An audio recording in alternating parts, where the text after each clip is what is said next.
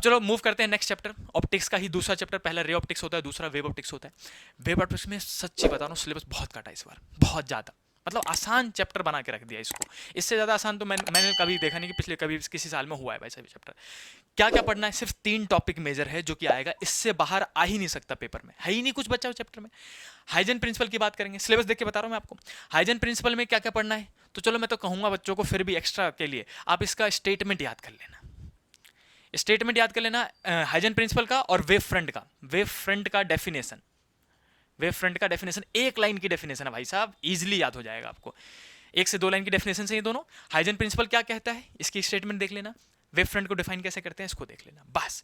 इसके बाद Huygens principal में एक छोटा सा प्रूफ होता है, ये प्रूफ इंपॉर्टेंट है, पिछले साल भी पूछा गया है, पिछले साल भी ये प्रूफ पूछा गया है, तो इस बार करके जाना भाई साहब। प्रूफ ऑफ, पिछले साल रिफ्रैक्शन का पूछा था, मतलब वेव फ्रंट जो है एक मीडियम से दूसरे मीडियम में चली गई तो प्रूफ करो स्नेल्स लॉ, ये पूछा गया था।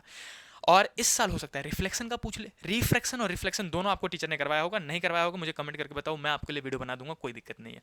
अभी से लेके बोर्ड तक मैं आपके साथ हूँ, सारे इंपॉर्टेंट टॉपिक बताता रहूंगा, एलसी विज्ञान पे कंटिन्यू रहना भाई साहब। तो proof of law of refraction कहते हैं इसको, लॉ ऑफ रिफ्रैक्शन और लॉ ऑफ रिफ्लेक्शन, 2 चीजें होती हैं याद रखना, लॉ ऑफ रिफ्रैक्शन और लॉ ऑफ रिफ्लेक्शन को हाइजन प्रिंसिपल की मदद से हम प्रूफ करते हैं। तो इन दोनों में से कोई एक आएगा, पिछले साल रिफ्रैक्शन वाला आया था, इस साल हो सकता है रिफ्लेक्शन वाला आ जाए, तो दोनों तैयार करके चलना। ये हो गया हाइजन प्रिंसिपल, इससे ज्यादा नहीं पढ़ना, डेफिनेशन एक प्रूफ खत्म। इंटरफेरेंस और डिफ्रैक्शन आपको क्या लग रहा है, सब बच्चे इससे भागते हैं भाई साहब, ये 2 टॉपिक हैं जिससे बच्चों को जल्दी समझ में नहीं आता क्योंकि 9th 10th में टॉपिक था ही नहीं, है ना। अब मैं बताऊं तो इस चैप्टर में कुछ नहीं करना, इन दोनों में से एक का डेरिवेशन नहीं पढ़ना, सिलेबस में ही नहीं है। मैंने 5-6 बार सिलेबस 2-3 साइड से जाके रिवाइज किया भाई साहब, बार बार पलट के देख रहा हूँ कहीं गलती तो नहीं होगी कहीं साइड पे लिखने पे। हर जगह देखा मैंने कि कहीं पे भी सीबीएसई ने मेंशन नहीं किया कि इनका डेरिवेशन करना है, बाकायदा लिखा हुआ ब्रैकेट में कि नो डेरिवेशन, फॉर्मूला ओनली। अब भाई साहब देखो मैं सच्ची बता रहा हूँ, फॉर्मूला ओनली तो 3 नंबर का न्यूमेरिकल है ये, एक न्यूमेरिकल इस पे बन सकता है, एक नंबर इस पे, तो ये 3 नंबर में एक न्यूमेरिकल तो आना ही आना है, इसका तय है, 200% गारंटी।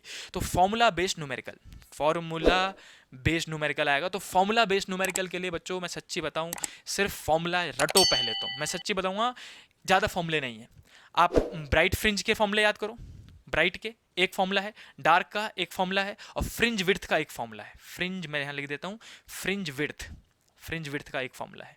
ये 3 फॉर्मूले आपको रटने हैं, और मैं कहूं तो मैक्सिमम टू मैक्सिमम 6 से 7 न्यूमेरिकल कर लो, पीवाईक्यू उल्टा के देख लो, आराम से टॉपिक समझ में आ जाएगा। 3 फॉर्मूले, ब्राइट फ्रिंज का, एनथ फ्रिंज के लिए क्या होता है, डार्क के लिए क्या होता है, और फ्रिंज विड्थ का फॉर्मूला क्या होता है, 6 से 7 न्यूमेरिकल, टॉपिक कंप्लीट।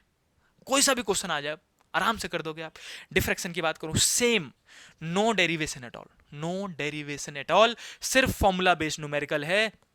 और भाई साहब ये तो अच्छा हुआ कि मैंने आपको पहले बता दिया, वरना बच्चे इसके भी डेरिवेशन रख के एनर्जी टाइम वेस्ट कर रहे होते हैं भाई साहब, है ना। जो इंपॉर्टेंट डेरिवेशन है वो करना है हमें, तो जो आना ही आना है, अभी तो स्मार्ट वर्क करना है, अभी फंस जाओगे तब तो हो गया काम आपका। तो देखो डिफ्रैक्शन में सिर्फ फॉर्मूला बेस्ड न्यूमेरिकल आना है, इसमें भी कितने फॉर्मूले हैं, मैक्सिमम 3 फॉर्मूले।